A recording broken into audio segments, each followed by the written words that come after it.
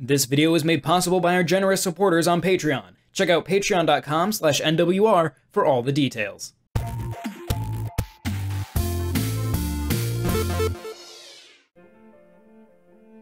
While Tokyo RPG Factory's first two outings may have focused too much on rekindling nostalgia for classic JRPGs of old, Oninaki blazes its own trail and drops the turn-based battle system.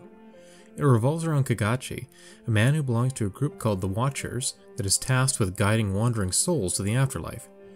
The story is unquestionably heavy, with moments of levity few and far between.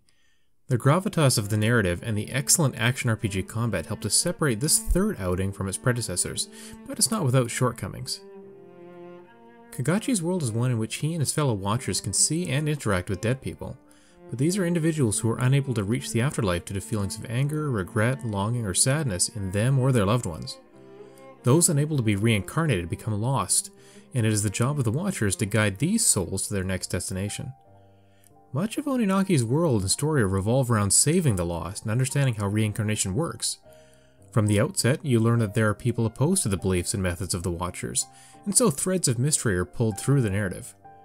Overall, the story is an interesting one with unexpected twists and turns that I won't spoil here, but the second half does suffer from some pacing issues. What truly shines in Oninaki are the combat and progression mechanics. Your starting weapon is a sword and its accompanying daemon, Aisha. Daemons are a unique lost who died with strong, unsettled emotions, and throughout the game you encounter about a dozen who will join you. Each one brandishes a different weapon, such as an axe, a lance, or a crossbow, which you also use when that daemon is active, and you can easily switch one out for another depending on the enemies or boss you are fighting. In addition to a basic attack and a mid-air attack, each daemon can equip 4 different skills that are mapped to different buttons and have a slight cooldown after use. Kagachi gains experience and levels from defeating enemies, but all of the daemons also have their own individual skill tree with active skills and passive abilities that you can unlock by using them in combat. You can also find items in chests and by completing side quests that allow you to unlock abilities on any daemon's skill tree. Going even deeper into the skill trees and the skills themselves, you'll find that after using a particular skill over and over, you'll eventually be rewarded with perks that can add neat benefits to that skill. Aisha's Gale Slash is a straightforward dash attack that is helpful for closing the gap between yourself and your target, and a couple of the perks that I've added to this ability reduce cooldown and increase my attack power with a successful strike. On the skill trees, you'll also find daemon lore that tell the background stories for each daemon, in short but simple cutscenes. Naturally, these are as sorrowful and intriguing as the main story itself, reminding me a little of Xbox exclusive Lost Odyssey, but they provide further incentive for trying out or playing with different daemons. Finally, there's a percentage in the corner of the screen that builds up as you attack, and when it reaches 100% and beyond, you can activate the Manifest ability to increase your destructive power temporarily.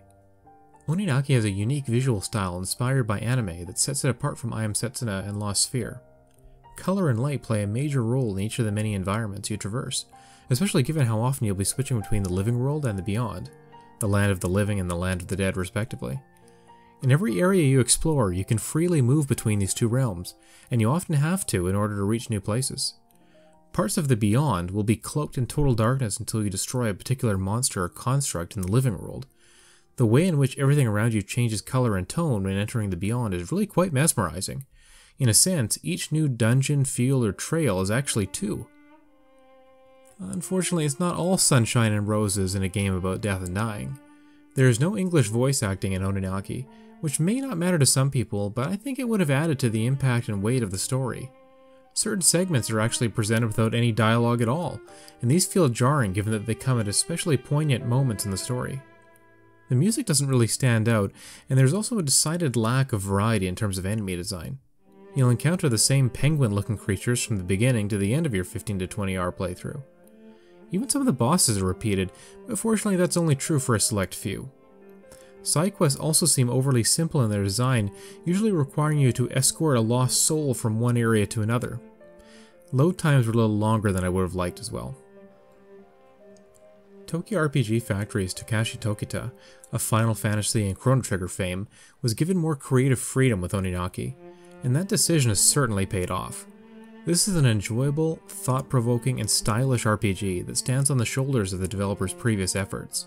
Pacing issues and a lack of variety hold it back from being truly great, but Oninaki is absolutely worth a playthrough, if you're not averse to the solemn subject material.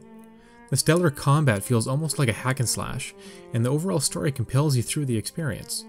If this is the reincarnation of Tokyo RPG Factory, they've come back less a factory and more an artisan.